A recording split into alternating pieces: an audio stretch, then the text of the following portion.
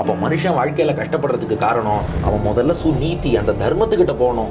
இங்க உட்கார்ந்து இருக்கும் போதே அமெரிக்கால கலிபோர்னியால என்ன நடக்கிறதுன்னு சொல்ல முடியுமா? இந்த ஒரு தப்பு பண்ணி அது ஒரு வாசனையா மனசுல ஒட்டின்றதான். இதுக்கு உதாரணம் என்னன்னா பெருங்காய டப்பா. பெருமாள் சொன்னார், என்ன போல குழந்தையா, என்ன போல இன்னொருத்தன் கிடையாது, நானே மகனா பிறக்கிறேன்.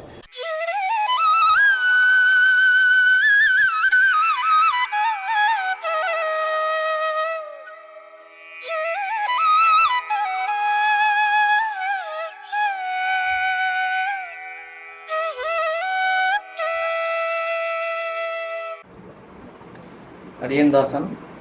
அடியனுக்கு துருவன் சரித்திரத்திலிருந்து ஒரு டவுட் இருக்குது. ஸோ துருவனுடைய அப்பா உத்தானபாதன், உத்தானபாதனுடைய அப்பா வந்து Swayambhuva Manu, who is considered as the first man according to அவர் சனாதன் தர்மா. ஸோ ஸ்வயம்புவ மனுவோட ஒய்ஃபு சத்ரூபா, அவங்க ரெண்டு பேருக்கும் பிறந்தது உத்தானபாதன். ஸோ உத்தானபாதனுக்கு பிறந்தது துருவன். ஸோ அப்படி லினேஜ் வருது. என்னோட டவுட் என்னன்னா, துருவனுடைய அம்மா யாருக்கு பிறந்தாங்க? துருவனுடைய அம்மா சுனிதியும், துருவனுடைய ஹாஃப் பிரதர் உத்தமன், அவனுடைய அம்மா சுரிச்சியும், அவங்களுடைய பேரண்ட்ஸ் யார்? Who are the parents of Suniti and Suruchi? நான் ஆன்லைனில் தேடினேன், கிடைக்கல. அடியன் மனசு வச்சா ஆன்சர் சொல்வீங்க நம்புகிறேன். அடியன் ரங்கராஜன் ஃப்ரம் பாண்டிச்சேரி. ஆமாம், அவர் கேள்வியிலேயே பதில் இருக்குது. எந்த புராணத்துலேயும் சுனீதி சுருச்சி அவளுடைய பெற்றோர்களை பற்றின குறிப்பு நேரடியாக இல்லை. சரி, வேற எந்த புராணத்துலேயும் இல்லையேன்ட்டு நம்ம மக்கள் அடுத்து என்ன பண்ணுவா, நேராக கூகுளில் ஏதாவது பார்த்துருவா. அதனால கூகுளில் பார்த்தா அவள் ஒரு சில பதில்கள் போடுறா. ஆனால் கூகுளில் உள்ளதுக்கெல்லாம் நம்ம பிரமாணங்கள், புராணங்களோ இதிகாசங்களோ எதுவும் பதில் சொல்லலை. ஆனால் அவள் இந்த ஏன் கேள்வி இது கேட்குறாங்கிறதும் அடி எனக்கு தெரியும். அந்த மூலத்துக்கே சேர்த்து பதில் சொல்லிடுறேன். இந்த கொஸ்டின் கேட்குறது எதுக்குன்னா, இதை வச்சு அடுத்த கொஸ்டின் வரும். இப்போ உத்தானபாதன்கிற அவன் கணவன் சொல்றோமே, அவன் யாருன்னா உலகத்தில் தோன்றிய முதல் ஆண் ஸ்வயம்புவ மனு, முதல் பெண் சதரூபா. அந்த முதல் ஆண் பெண் ஸ்வயம்புவ மனு சதரூபா, அவளுடைய பிள்ளை தான் உத்தானபாதன். அவன் மனைவியோட பெற்றோரை பத்தி குறிப்பிடலைன்னா என்ன கேட்கிறான்னா, முதல் ஆண் பெண்ணுக்கு மகனா அவர் பிறந்துட்டார்னா அப்ப அவர் யாரை கல்யாணம் பண்ணிட்டு இருக்க முடியும்? மற்றவாழ்லாம் அவருக்கு சகோதரிகளாகத்தானே இருப்பார்கள். பெண்கள் பிறந்தாலும் சகோதரியே கல்யாணம் பண்ணிட்டாரா, அதனால அப்பா அம்மா பேர். ஏன்னா இது அந்த இடத்துக்கு தான் இந்த கேள்வி போகும். அங்கே போக விடாமல் தடுக்க வேண்டியது நம்முடைய வேலை இல்லையா? வேற ஒன்றும் இல்லை. பிரம்மா மனிதர்களில் முதல்ல படைச்சது ஸ்வயம்புவ மனு சதரூபா. இவா மட்டும் இல்லாமல் பிரஜாபதிகள்னு ஒரு சிலரை படைச்சார். தக்ஷ பிரஜாபதி, கர்தம பிரஜாபதி, கஷ்யப பிரஜாபதி, அப்படி ஒரு சிலரை படைச்சார். ரிஷிகளை படைச்சார், பிருகு, வசிஷ்டர், நாரதர். அப்படி தர்மதேவன் போன்ற தேவர்களை ஒரு பக்கம் படைச்சார். இதெல்லாம் பிரம்மா பண்ணதுனால இங்க பிறந்தவா என்ன பண்றா, அங்கேருந்து ஒருத்தட்ட பொண்ணு கொடுத்து பொண்ணு எடுப்பா. இதுக்கு நமக்கு பிரமாணம் இருக்கு. இந்த ஸ்வயம்புவ மனுவோட மகள், ஸ்வயம்புவ மனு சதரூபாவுடைய மகளுக்கு தேவகூத்தின்னு பேரு. அந்த தேவகூத்திய பிரஜாபதியில ஒருத்தனான கர்தம பிரஜாபதிக்கு கல்யாணம் பண்ணி வைக்கிறார். கர்தமர் தேவகூத்திக்கு பிறந்த பிள்ளை தான் கபிலர். பெருமாளுடைய கபில வாசுதேவன் அவதாரம்னு சொல்றோம். அப்போ ஸ்வயம்புவ மனு தன் மகளை எங்க கல்யாணம் பண்ணி கொடுத்தார்? பிரஜாபதிகள் ஒருத்தருக்கு. அப்ப மகனுக்கு பொண்ணு எடுக்கணும்னாலும் இன்னொரு இடத்துல இருந்து எடுத்திருப்பார் இல்லையா? அதனால இதில் குழப்பம் எதுவும் இல்லை. அதனால நம்ம என்ன பண்ணிடுறோம்னா, இவாளுக்கு எங்கேருந்து பொண்ணு கொடுத்து பொண்ணு எடுத்திருப்பான்னு யோசிச்சுட்டே அதுல உள்ள தத்துவத்தை விட்டுடுறோம். அந்த ரெண்டு மனைவிக்கு என்ன பேரு? சுனிதி, சுருச்சி. உத்தானபாதன் என்ன பண்ணா, மூத்த மனைவியான சுனீதியை வெறுத்துட்டான். இளைய மனைவி சுருச்சி கிட்ட அன்பு வச்சான். சுநீதிய வெறுத்தான். ருச்சி கிட்ட அன்பு வச்சான். இதனாலதான் மனுஷன் கஷ்டப்படுறான். சுநீதி, நீதினா நியாயம், தர்மம்னு அர்த்தம். அவன் சுநீதியை வெறுத்துட்டான்னா மனுஷன் தர்மத்தை விட்டுடுறான். ருச்சினா உலகியல் விஷயத்துல உள்ள பற்றுக்கு ருச்சின்னு பேரு. ருச்சிட்ட அன்பு வச்சுட்டான்னா உலகியல் இன்பத்துல ருச்சி பற்று வச்சுட்டான்னு அர்த்தம். அப்போ மனுஷன் வாழ்க்கையில கஷ்டப்படுறதுக்கு காரணம் அவன் முதல்ல சுநீதி அந்த தர்மத்துக்கிட்ட போகணும், ருச்சியை பின்னாடி வைக்கணும். ஆனா இவன் என்ன பண்றான், நீதியை தள்ளி வச்சுட்டு ருச்சி உலகியல் விஷயத்துல ஈடுபடுறான். அதனாலதான் வாழ்க்கையில சிக்கல் வருது. நீதிக்கு பின் பாசம்னு இருக்கணும், ஆனா இவன் என்ன பண்ணிட்டான், பாதிக்கு பின் மோசம்னு வாழ்ந்தான். பாலமுரளின்றவர் ஸ்ரீரங்கத்திலேருந்து கேட்டிருக்கேன். வணக்கம். போன ஜென்மத்தில் செய்த கர்மாவனால இந்த ஜென்மத்தில் நமக்கு நல்ல பழக்கங்கள் கெட்ட பழக்கங்கள் வருதா? கர்மா அடிப்படையில் மட்டும் வராது. அது மொத்தம் ஒரு 4 விஷயங்கள் பெரியோர்கள் காட்டுறா. கர்மா, அவித்யா, வாசனா, ருச்சி, இந்த 4 விஷயம் இருக்கு. இது எல்லாமே கிட்டத்தட்ட இன்டர் ரிலேட்டட்னே சொல்லலாம். கர்மா அவித்யா வாசனா ருச்சி. இதுக்கு அவருக்கு பிரமாணம் வேணும்னா திருவாய்மொழியில முதல் 10 2ஆம் திருவாய்மொழி வீடுமின் முற்றவும் அதுல 9ஆம் பாசுரத்துல ஒடுங்க அவன் கண் ஒடுங்கலும் எல்லாம் விடும் பின்னும் ஆக்கை விடும்பொழுது எண்ணேன்னு பாசுரம். அதுல ஒடுங்கல் என்ற அந்த பதத்துக்கு நம்பிள்ளை ஈட்டில் அர்த்தம் கொடுக்கும்போது கர்மா அவித்யா வாசனா ருச்சி இதுதான் ஆத்மாவை ஒடுக்கி உலகியல் வாழ்க்கையில வைக்கிறதுன்னு காட்டுறார். சரி, அது என்ன 4 1 கர்மா, அது நமக்கே தெரியும். நாம அந்த பாப்ப புண்ணியம் பத்தி இல்லாம முன்னாடி ஒரு கேள்வியின் பதில்ல பார்த்தோம். நாம் செய்த கர்மா பாப்ப புண்ணியம்ங்கிறதும் நம்முடைய வாழ்க்கையை அஃபெக்ட் பண்றது. ஒரு பக்கம் நாம எத்தகைய செயல் செய்கிறோம் என்பதை கர்மா அதுவும் டிசைட் பண்றது. அது மட்டுமே இல்லை, இன்னொன்னு அவித்யா. அவித்யானா அறியாமைன்னு அர்த்தம். இந்த ஜீவாத்மா இருக்கே, இதுக்கான ஞானம்ங்கிறது தர்மபூத ஞானம்பா. அது எங்கும் பரவிய ஞானமா. இங்க உட்கார்ந்து இருக்கும் போதே அமெரிக்கால கலிபோர்னியால என்ன நடக்கிறதுன்னு சொல்ல முடியுமா?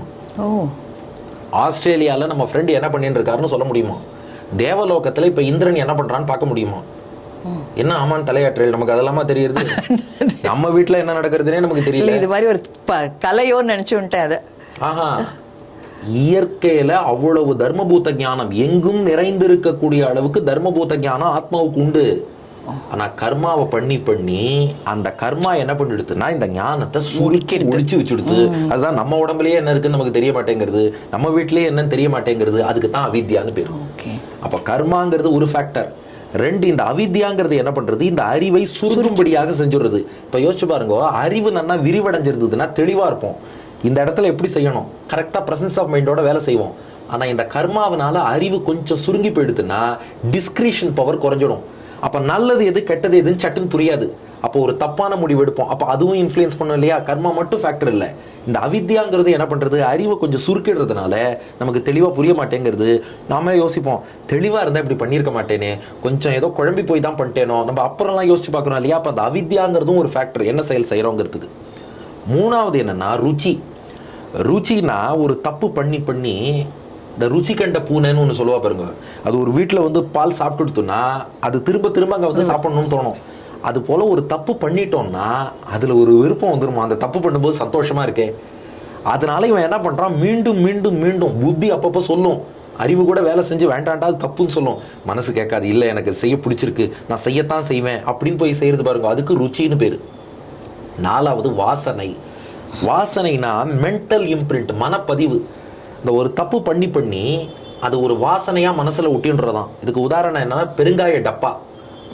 பெருங்காயம் தீர்ந்ததுக்கு அப்புறமும் டப்பால வாசனை இருக்கும் இல்லையோ, நீங்க தப்பு பண்ணதுக்கு அப்புறமும் தப்பு பண்ண வாசனை மனசுல இருக்குமா. அந்த இம்ப்ரிண்ட் என்ன பண்ணிடும்னா உங்களை இன்வாலன்ட்ரியா மீண்டும் அந்த தப்பை பண்ண வைக்கும். பழக்க தோஷம்னு சொல்றோம் பாருங்க. சில தப்பு பண்ணிட்டு என்னடா தப்பு பண்ணிட்டியே, பழக்க தோஷம், தப்பு பண்ணியே பழக்கம் மறுபடியும் பண்ணிட்டேங்கிறான். இந்த ருச்சிக்கும் வாசனைக்கும் ஒரு வித்தியாசம் சொல்லிடுறேன். ஏன்னா 2 கிட்டத்தட்ட ஒரே மாதிரி இருக்கும். ருச்சினா என்ன, தப்பு பண்ணா மீண்டும் பண்ணா. வாசனை தப்பு பண்ணா மீண்டும் பண்ணா. என்ன வித்தியாசம்னா ருச்சினா தப்பு பண்ணிட்டு வாலண்டரியா அந்த தப்பை மீண்டும் பண்ணா அதுக்கு ருச்சின்னு பேரு. ஆனா தப்பு பண்ண வாசனையில இன்வாலண்டரியா மீண்டும் பண்ணா அதுக்கு வாசனைன்னு பேரு. அப்ப நீ பண்ண கர்மா, அதனால் உன் அறிவு சுருங்கிய அவித்யா அதுல டிஸ்கிரிஷன் பவர் போயிடுத்து. ருச்சிங்கிறது வாலண்டரியா மீண்டும் பண்ண வைக்கிறது, வாசனை இன்வாலண்டரியா மீண்டும் பண்ண வைக்கிறது. இது எல்லாத்தோட காம்பினேஷன் தான் நாம் செய்யக்கூடிய அடுத்தடுத்து செய்யக்கூடிய செயல்களா அமையிறது. இது இல்லாம ஒரு செயலையே செய்யும் போது எப்படி செய்யறோம், அதை 3 குணங்கள் தீர்மானிக்கிறது. சத்துவகுணம், ரஜோகுணம், தமோகுணம். அந்த நேரத்துல உங்களுக்கு எந்த குணம் பிரிடாமினண்டா இருக்கு, அது ஒரே செயலையே கூட 3 விதமா பாதிச்சிடுமா. இந்த கீதையில 17ஆம் அத்தியாயத்துல கிருஷ்ணன் உதாரணம் காட்டுறான். நீங்க தானம் பண்ணணும்னு நினைக்கிறேன், சத்துவகுணம் ஜாஸ்தியா இருக்கும்போது தானம் பண்ணா என்ன பண்ணுவோமா, பிரதிபலன் எதிர்பார்க்காமல், ஆகா ஒருத்தர் கஷ்டப்படுறார் அவருக்கு உறுதுணையா இருக்கட்டும், பெருமாள் சந்தோஷப்படட்டும் அப்படின்னு விளம்பரமே தேடாம தானம் பண்ணுவோமா. செஞ்ச செயல் ஒண்ணுதான், ஆனா அது சத்துவகுணத்தோட பண்ணியிருக்கேன்னு அர்த்தம். ஆனா ரஜோகுணம் ஜாஸ்தியா இருந்தா அப்படியே கூப்பிட்டு, நம்ம ராஜ் சார் ரொம்ப நல்லா படம் எடுக்கிறார் சார், அப்படியே ஒரு போட்டோ எடுங்க, நான் இவருக்கு ஒரு பொருள் கொடுக்குறேன், போட்டோ எடுத்துட்டு என்ன பண்ணுங்க, அப்படியே ஒரு போஸ்ட், இன்னைக்கு வந்து ரத்னமாலா இவ்வளவு தானம் செய்தார் எங்க யூடியூப் சேனல்ல இருந்து அப்படின்னு போடுங்க அப்படின்னு பண்றோம். கொடுத்த பொருள் அதே தான், ஆனா அதுக்கு என்ன பண்ணோம், ஒரு விளம்பரம் கொடுத்துட்டு இவன்ட்டு நமக்கு என்ன பிரதிபலன் வரும், இவனுக்கு நீ கொடுத்துருக்கோம் நாளைக்கு இவன் என்ன கொடுப்பான் அப்படின்னு யோசிச்சுன்னு கொடுத்தா அது ரஜோகுணம். ஆனா அதே இதை கொடுக்குறேன், இவன் இதை வச்சுலாம் வாழக்கூடாது, இவன் அழிஞ்சு போகட்டும், அந்த ஒரு எண்ணத்துல கொடுத்து, அதாவது தானும் கெட்டு அடுத்தவனையும் கெடுக்கிற மாதிரி, இது நமக்கும் இந்த தானம் பிரயோஜனம் இல்லை இவனுக்கும் பயன்படக்கூடாதுன்னு நினைச்சுன்னு கொடுத்துட்டோம்னா அது தமோ குணம். அப்ப அந்த நேரத்துல உங்களுக்கு எந்த குணம் தலை தூக்கி இருக்கோ அந்த குணத்தோடு நாம அதுக்கேற்ற மாதிரி செயல் செய்யறோம். அப்ப செஞ்சது ஒரே தானம் தான், ஆனா அவளுக்கு பலன் பெருமாள் ஒரே மாதிரியா கொடுப்பார்? எண்ணத்தை பார்த்து தானே கொடுப்பார். அப்ப அந்த எண்ணத்தை எது டிசைட் பண்றது? குணங்கள். அப்போ சத்துவ குணத்தை வளர்த்துக்கணும். சத்துவ குணத்தை வளர்க்கறதுக்கு என்ன வழி? சுத்த சத்துவமயமான பெருமாள் திருமேனியை தியானம் பண்ணணும். பெருமாள் திருமேனியில தான் சத்துவ குணம் இருக்கு. நம்ம கோவிலுக்கு போறோம், பெருமாளுக்கு திருவாராதனை பண்றோம், எல்லாம் எதுக்கு? அந்த சத்துவ குணமே வடிவெடுத்த பெருமாளை அனுபவிக்க மனசுல சாத்விக எண்ணங்கள் வளரும். சாத்விக எண்ணங்கள் நிறைய வளர்ந்ததுன்னா என்ன ஆகும்? நம்முடைய கர்மா அதெல்லாம் பெருமாளே போக்கி கொடுப்பார். அது போக்கி கொடுக்க என்ன ஆகும்? அறிவு விரிவடையும், டிஸ்கிரிஷன் பவர் கரெக்ட் ஆகும். அவரை அனுபவிக்க இந்த ருச்சி வாசனை இதெல்லாமும் விலகிடும். அப்போ சத்துவகுணத்தோடு நம்ம நல்ல எண்ணத்தோடு நல்ல செயல்களில் ஈடுபடுவோம். இன்னொரு விஷயம், சத்துவகுணம் வளர்வதற்கு முக்கியமான விஷயம் என்னன்னா ஆகார நியமம். ஆகார சுத்தௌ சத்துவ சுத்திகி, சாந்தோக்கிய உபனிஷத் சொல்றது. அப்ப நல்ல சாத்விகமான உணவை நாம எடுத்துட்டோம்னா அது இன்னும் நமக்கு சத்துவகுணத்தை, பெருமாளுக்கு கண்டருள பண்ண பிரசாதம், பெருமாளுக்கு சமர்ப்பிக்காம சாப்பிடக்கூடாது, அவனுக்கு சமர்ப்பிச்சுட்டு சாப்பிட்டோம்னா சத்துவகுணம் நல்லா வளரும். அப்ப இந்த மாதிரி நாம பண்ணோம்னா அது சத்துவகுணத்தை வளர்த்துக்கவும் உதவும், இந்த தீய செயல்கள்லேருந்து விலகி இருக்கவும் உதவும். அப்படி இல்லாமல் எதை வேணா இப்ப வேணா சாப்பிடலான் இருந்துட்டு பகவானை சிந்திக்காம மற்ற விஷயத்தை சிந்திச்சோம்னா ஞானமும் சுருங்கும், வாசனை ருச்சியும் அப்படி இப்படி ஈடுபடுத்தும், சத்துவகுணம் இல்லாம ரஜோகுணம் தமோகுணம் வரும். இது எல்லாத்தோட காம்பினேஷன் தான் நாம செய்யக்கூடிய செயல்களை ஒழிய அவர் சொல்ற மாதிரி கர்மாங்கிற ஒண்ணு மட்டும் இல்லை, அதோட அல்லைட் ஃபேக்டர்ஸ் நிறைய இருக்கு. இதுக்கு மேல பெருமாள் அனுகிரகம்னு ஒண்ணு இருக்கு. இதுலயே கூட சார் சில பேர் நான் பார்த்திருக்கேன். இப்ப நிறைய பேருக்கு அந்த எண்ணங்கள் உண்டு. ஒரு பட்டுப்படவை எடுப்போம், இதை வந்து யாருக்கான கொடுத்துடலாம் அப்படின்னு தோணும். அப்புறம் கொஞ்ச நேரம் கழிச்சு லட்ச நன்னா தானே இருக்கு, இன்னும் கொஞ்ச நாள் கட்டிட்டு அப்புறம் கொடுக்கலாமே, இப்ப வேண்டாமேன்னு எடுத்து வச்சிடுவோம். ஸோ அந்த நிமிஷத்துக்குள்ளேயே நம்ம அந்த குணங்கள்லாம் நிறைய மாறுறது. அது ஒருத்தர் சொன்னார், உபன்யாசம் கேட்டு இருக்கும் போதே முதல் 15 நிமிஷம் சத்துவகுணம் இருக்கும். ஏன்னா வந்து என்ன சொல்றாருன்னு கேட்கலான்ட்டு வருவா. 15 நிமிஷம் கழிச்சு கொஞ்சம் ஹைப்பர் ஆக்டிவ் ஆயிடுவா, இங்க திரும்புறது அங்க திரும்புறது, அது ரஜோகுணம். அரை மணி நேரம் ஆச்சுன்னா இவர் எப்போ முடிப்பாருன்னு தெரியல, தூங்கிடுவா, அது இன்ஆக்டிவ் தமோகுணம். அப்போ ஒரே இடத்துல உட்காந்து உபன்யாசம் கேட்கும் போதே சத்துவகுணம் ரஜோகுணம் தமோகுணம் எல்லாமே சேர்ந்து வருது. அதாவது இது என்னன்னா நம்ம மைண்ட் அப்படிதான் அப்பப்போ ஆசிலேஷன்லேயே தான் இருக்கும். நாம தொடர்ந்து பகவானையே சிந்திப்பது அப்படின்னு வச்சுட்டோம்னா ஆகார சுத்தௌ சத்துவ சுத்திகி சத்துவ சுத்தௌ துருவா ஸ்மிருதிகி. அடுத்த நீங்க கரெக்டாக கேட்டாள் இந்த கேள்வி, உபனிஷத்தை அடுத்தது அதுக்கு பதில் சொல்லிடுது. தொடர்ந்து அந்த சத்துவகுணம் வளர்ந்து இருக்கும்படியே நாம பண்ணோம்னா நம்ம சிந்தனையும் உறுதியாக ஒரே விஷயத்துல இருக்கும். அதுக்கு என்ன வழினா தொடர்ந்து பெருமாளை சிந்திக்கணும், தொடர்ந்து சாத்விக ஆகாரத்தை சாப்பிடணும், அதுதான் அதற்கு சிறந்த வழி. டிவி ரங்கநாயகி அப்படின்ற ஒருத்தர் கேட்டிருக்கா. And thanks for this opportunity. நான் உங்கள் 2 பேரையும் ரொம்ப ஸ்ட்ராங் ஃபாலோவர். எனக்கு ஒரு சந்தேகம் என்னன்னா, நம்ம கிருஷ்ணாவதாரத்தில் ஏன் வந்து தேவகிக்கு இப்படி ஒரு கொடுமையான, தேவகி வசுதேவருக்கு இப்படியான ஒரு கொடுமையான ஒரு தண்டனை எதற்காக? அவங்க வந்து செயினால் கட்டப்பட்டு இல்லாமல் அந்த குழந்தைகளுக்கும் ஏன் இந்த கரூர சாவு? இப்போ நம்ம சந்தனு மகாராஜாவுக்கு முன்னாடி அஷ்டவசுக்கள் எப்படி அந்த 7 பேர் இறந்தாங்களோ அந்த மாதிரி யதார்த்தமாக இருந்திருந்தால் நல்லா இருந்திருக்குமோ? I am not the director for பகவானுடைய இதுக்கு, ஆனால் இந்த ஒரு சின்ன ஒரு இது இருந்துகிட்டே இருக்குது. ஏன் அவங்கள இவ்வளோ தூரம் கஷ்டப்படுத்தணும் அப்படிங்கிற ஒரு கேள்வி.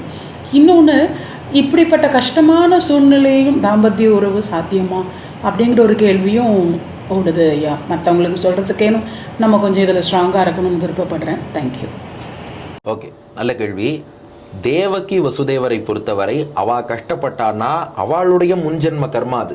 இப்போ தேவகி வசுதேவருக்கு ஒரு முன்ஜென்ம வரலாறு இருக்கு. பிருஷ்ணி சுதபஸ்னு ஒரு கணவன் மனைவி. பிருஷ்ணிங்கிறவ மனைவி, சுதபஸ் கணவர். 2 பேரும் பெருமாளை குறித்து தவம் பண்ணா. பெருமாள் காட்சி தந்து என்ன வரம் வேணும்னு கேட்டார். உன்னை போலவே குழந்தை வேணும், உன்னை போலவே குழந்தை வேணும், உன்னை போலவே குழந்தை வேணும். ஒரு ஆர்வத்தில் 3 தரம் கேட்டுட்டா.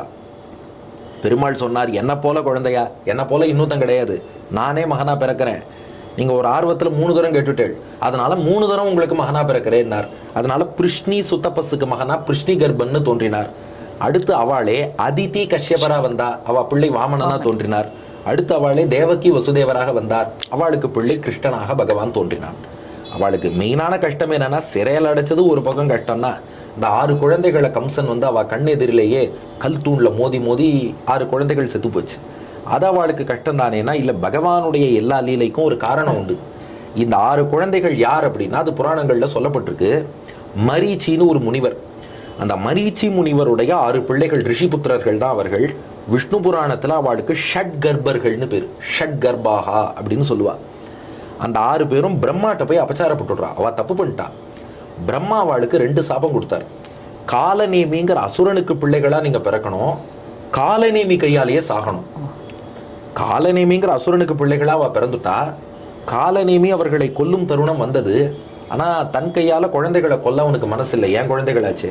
அவன் என்ன பண்ணிட்டான், அவளை பாத்தாள லோகத்துல கொண்டு போய் ஒளிச்சு வச்சுடுறான். அந்த குழந்தைகளுக்கு அந்த ஒரு சாபம் மிச்சம் இருக்கு. காலநேமி பிள்ளைகளா பிறந்தாச்சு, ஆனா காலநேமி கையால சாகணும், அது இன்னும் கிடைக்கல. அதனால பாத்தாளத்திலேயே இன்னும் சாப விமோச்சனம் கிடைக்காம காத்துட்டு இருந்தா. அதனாலதான் பகவான் என்ன சங்கல்பம் பண்ணா, அந்த காலநேமி தான் அடுத்த ஜென்மத்துல கம்சனாக வந்து பிறக்கிறான். இந்த 6 குழந்தைகளையும் தேவகி வசுதேவருடைய 6 குழந்தைகளா வந்து பிறக்க வச்சான். கம்சனாகிய காலநேமி தன் குழந்தைகள்னே தெரியாம வசுதேவர் பிள்ளைகள் நினைச்சிட்டு 6 பேரையும் தூண்ல மோதி மோதி மோதி மோதி கொன்னான். மக்கள் அறுவரை கல்லிடை மோதன்னு பெரியாழ்வார் பாசுரம். மோதி கொண்டுட்டான். அதாவது இதுல இருந்து என்ன புரியுது, அடுத்தவருக்கு தீங்கிழைக்கிறதா நினைச்சுன்னு எதையா பண்ணோம்னா நமக்கு நாமே தீங்கிழைக்கிறோம்னு அர்த்தம். இவன் வசுதேவர் பிள்ளை நினைச்சிட்டு தான் கொல்ல தயங்கிய அந்த 6 குழந்தைகளை தான் கொண்டு இருக்கான். அவளுக்கு சாப விமோச்சனம் கிடைச்சு போனா. அப்ப இது பகவான் செய்த அனுகிரகம் தானே. எல்லாத்துக்குள்ளேயும் பகவான் ஒரு காரணம் வச்சிருப்பான். அது நமக்கு புரியலைன்னா அவர் செஞ்சதை தப்புன்னு நாம சொல்லிட்டு போயிடுறோம். அதுதான் நம்மளுடைய பழக்கம். அதனால நமக்கு புரியாம பல காரணங்கள் இது போல. இதுல இன்னொரு ரகசியம் பாருங்க, இவ அசுரர்களா பிறந்தவா தானே. கிருஷ்ணனுக்கு எப்படி அண்ணாக்களானா, கீர்த்திமான், சுஷேணன், பத்ரசேனன், ருஜு, சம்மர்தனன், பத்ரன் 6 பேர். எப்படி கிருஷ்ணனுக்கு அண்ணாவானா, கீர்த்திமான், சுஷேணன், பத்ரசேனன், ருஜு, சம்மர்தனன், பத்ரன். அந்த 6 பேர் இருக்காளே காலநேமி பிள்ளைகளா பிறந்தவா சண்டன் மர்க்கன் குருகுலத்துல படிச்சாலும். அங்கதான் பிரகலாதனும் படிச்சான். ஒரே ஒரு நாள் பிரகலாதனை சந்திச்சாலாம். அவனோட சேர்ந்து நாராயணா நாராயணான்னு பாடினாலாம். ஒரு பக்தனோடு ஒரு நாள் சேர்ந்து இருந்த அந்த புண்ணியம் கிருஷ்ணனுக்கே அண்ணாவாகக்கூடிய பாக்கியம் அவளுக்கு கொடுத்துருச்சு. அதுதான் சத் சங்கத்தோட ஏற்றம். அப்ப அங்கேயும் பகவான் இவ்வளவு பெரிய விஷயம் வச்சிருக்கான். அதனால தேவகி வசுதேவர் கட்டப்பட்டான்னா அவ ஏற்கனவே பிறவிகள் எடுத்திருக்கா, அந்த முன்ஜென்ம கர்மா. ஆனா 2வதா ஒரு கேள்வி கேட்டா பாருங்க, அது ஒரு அழகான கேள்வி. கம்சனுக்கு அசரீரி சொல்லிடுத்து, இந்த தேவகிக்கு பிறக்க போற 8வது குழந்தை தான் உனக்கு யமன்னு. அப்போ கம்சன் என்ன பண்ணா, தேவகியை கொல்ல பார்த்தான். வசுதேவர் தான் அவன்கிட்ட சொல்றாரு, இல்லப்பா பெண்ணை கொல்வது பாபம், அதுலயும் தங்கையை கொல்றது கொடிய பாப்பம். கல்யாண கோலத்துல தங்கையை கொல்வதுங்கிறது மிக மிக கொடிய பாப்பம். நீ மரணத்தை ஜெயிக்கிறேன்னு சொல்லிட்டு இந்த பாபத்தை பண்ணேன்னா பெரிய நரகத்துல போய் கஷ்டப்படுறாப்புல ஆயிடும். வேண்டாம், இந்த தப்பை பண்ணாத, வேணா குழந்தைகள் எல்லாம் ஒப்படைக்கிறேன்னார். அதனால கம்சன் என்ன பண்றா, சரி உங்க குழந்தைகள் எல்லாம் ஒப்படைச்சிருங்கிறான். பின்னாடி அவளை சிறையும் வைக்கிறான். இப்ப இவ என்ன கேட்கறா, தேவகி வசுதேவரை தனித்தனியா தங்க வச்சிருந்தா குழந்தையே பிறந்திருக்காது. எதுக்கு அவளை சேர்த்து தங்க வைக்கணும், எதுக்கு குழந்தை பிறந்திருக்கு அவனே சான்ஸ் கொடுக்கணும்னா கம்சன் வேற மாதிரி யோசிச்சான். இவாளை தனித்தனியா தங்க வச்சாலும் சந்தேகப்படணும், ஒருவேளை சந்திச்சிருப்பாளோ, ஒருவேளை குழந்தை பிறந்திருக்குமோ, ஒருவேளை பிறந்து நம்ம கிட்ட இருந்து மறைச்சிருப்பாளோ, இப்படி பயப்படணும். வேண்டாம், ஒன்னாவே தங்க வைப்போம், சீக்கிரமா குழந்தைகளை பிறக்க வைப்போம். அது ரசிச்சு சொல்றா பெரியோர்கள், சில மருந்தெல்லாம் கொடுத்தானா சீக்கிரம் குழந்தை பிறக்கட்டும்னு. எதுக்குன்னா அசரீரி 8வது குழந்தை தான் யமன்னு சொல்லிடுத்து. வானத்துல தோன்றின அசரீரி அஸ்யாஸ்துவாம் அஷ்டமோ கர்ப்பஹா ஹந்தாயாம் வகசே அபுதா, இவளுக்கு பிறக்க போற 8வது குழந்தை தான் உனக்கு யமன்றது. அப்ப கம்சன் என்ன கால்குலேட் பண்ணான், கிடுகிடுன்னு குழந்தைகள் பிறக்கட்டும், கிடுகிடுன்னு 8வது குழந்தையும் பிறக்கட்டும். பிறந்ததுமே குழந்தைக்கு பெருசா வலிமை இருக்காது. அந்த 8வது குழந்தையும் சீக்கிரம் பிறந்து அந்த 8வது குழந்தையும் நான் கொன்னுட்டேன்னா நான் யமனையே கொன்றதற்கு சமம். 8வது குழந்தை தான் எனக்கு யமன்னு தேவர்கள் விதி சொல்லிட்டா, அதுதான் விதி. ஆனா அந்த 8வது குழந்தைய நான் சீக்கிரம் கொன்னுட்டேன்னா அதுக்கப்புறம் என்னை கொல்ல யாருமே இருக்க மாட்டாளே. அப்ப கம்சனை எப்படிப்பா கொல்லுவதுன்னா அந்த 8வது குழந்தை தான் கொண்டு இருக்கணும். ஆனா அதுவே செத்து போயிடுத்து விதி. அதனால ஒரு விதி விலக்கா கம்சன் நிரந்தரமா உயிரோட இருக்கட்டும்னு விட்டாலும் விட்டுடுவான்.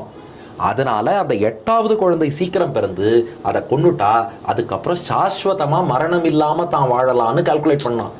அதனாலதான் இந்த இஃப்ஸ் அண்ட் பட்ஸ் தனித்தனியா தங்க வச்சு பின்னாடி ஒருவேளை சந்திச்சிருவாளோ, ஒருவேளை குழந்தை பிறந்துருமோன்னு பயப்படுறதுக்கு, சீக்கிரம் எதிரி வரட்டும், சீக்கிரம் கொன்னுடுறேன், நான் நிரந்தரமா வாழலான்னு கணக்கு பண்ணி இப்படி பண்ணிட்டான் கம்சன். நல்ல ஐடியா பண்ணிருக்கார் கம்சன். எங்க நல்ல ஐடியா, பெருமாளை மீறி யாரும் ஒண்ணும் பண்ண முடியாது. கடைசியா போயிட்டான் பாருங்க. இல்ல கடைசியில அவனுடைய கர்மா அது போய்தான் ஆகணும். ஆனா அந்த குதர்க்கமா யோசிக்கிறது எல்லாருக்கும் வரும்னு சொல்ல முடியாது இல்லையா. ஆனா இதுல இருந்து நாம புரிஞ்சுக்க வேண்டியது என்னன்னா, நீ 1000 தான் திட்டம் போட்டாலும் மரணம்ங்கிறது இன்றியமையாது. கரெக்ட். அதுதான், அதாவது உலகத்துல மரணம்ங்கிறது பார்க்கணும் இல்லையா. யக்ஷ பிரஷ்னத்துல உலகின் பெரிய அதிசயம் என்னன்னா, மக்கள் எத்தனையோ பேர் சாகிறத பார்த்தாலும் பார்த்துன்னு இருக்கவன் நான் நிரந்தரமா வாழ்வேன்னு கற்பனை பண்றானே, அதுதான் பெரிய அதிசயங்கிறான் உலகத்துல. அப்போ அந்த மரணம்ங்கிறது ஃபேக்ட். அந்த ஃபேக்டை வந்து நாம அக்செப்ட் பண்ணிக்கணும். அந்த மரணத்தை ஜெயிச்சவான்னு யாரும் கிடையாது. ஒரு பொருளுக்கு மேனுஃபேக்சரிங் டேட் இருக்குனாலே எக்ஸ்பைரி டேட்டும் இருக்குன்னு அர்த்தம். டேட் ஆஃப் பர்த் உள்ளவனுக்கெல்லாம் டேட் ஆஃப் டெத் உண்டு. அந்த ஃபேக்டை புரிஞ்சுக்காம கம்சன் பண்ணதுதான் இத்தனையும். பார்த்தசாரதி சென்னையிலேருந்து கேட்டிருக்காரு, ராமாயணத்தில் எனக்கு ஒரு சந்தேகம். அது தங்கள்கிட்ட கேட்டாக்கா அதுக்கு பதில் கிடைக்கும்னு நினைக்கிறேன். இப்போது ராட்சச ஆளுக்கெல்லாம் ஒரு இடத்துல இன்னொரு இடத்துக்கு போகிறதுக்கு டக்குன்னு போகிறதுக்கு அவளுக்கு ஒரு திறமை இருக்குது.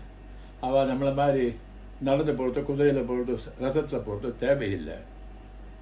they are able to move from one point to another point just by thinking.